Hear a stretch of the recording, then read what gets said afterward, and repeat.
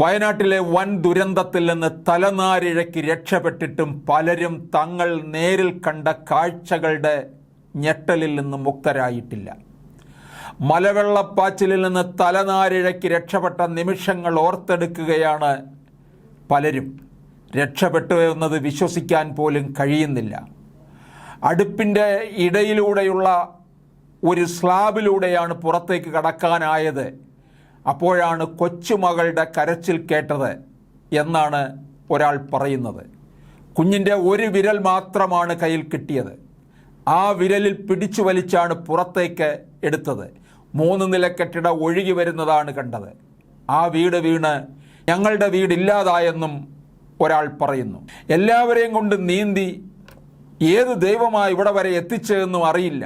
എങ്ങനെയൊക്കെയോ മോളെയും കൊച്ചുമോളെയും കൊണ്ട് ഒരു കുന്നിൽ വലിഞ്ഞു കയറി. അവിടുന്ന് ഓടിയെത്തിയത് കൊമ്പൻ്റെ മുന്നിലേക്കോ. കരഞ്ഞുകൊണ്ട് നിലവിളിച്ചപ്പം ആന വഴിമാറി.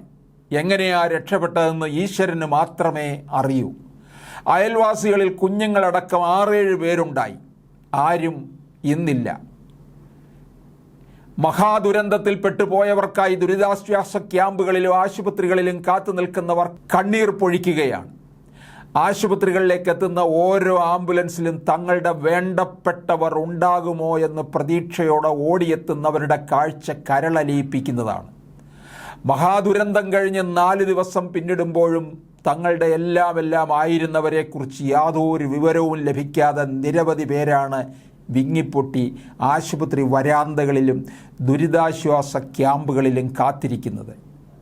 ദുരന്തഭൂമിയിൽ നിന്ന് ആശുപത്രികളിൽ എത്തിക്കുന്ന ചിന്നിച്ചിതറിയ മൃതശരീരങ്ങൾ തങ്ങളുടെ ഉറ്റവരുടേതാണോ എന്ന് തിരിച്ചറിയാൻ പോലും ഇവർക്ക് സാധിക്കുന്നില്ല.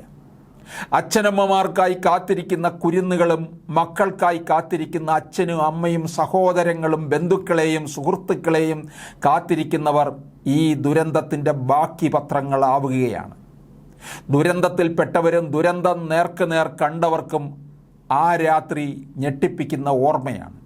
ദുരന്തരാത്രിയിൽ നോക്കി നിൽക്കെ ഉറ്റവർ കയ്യിൽ നിന്ന് വഴുതിപ്പോയതിനെ ഓർത്ത് പലരും നെഞ്ചുപൊട്ടി പറയുന്നത് കണ്ണീരോടെ കണ്ടു നിൽക്കാൻ കഴിയുന്നുള്ളൂ.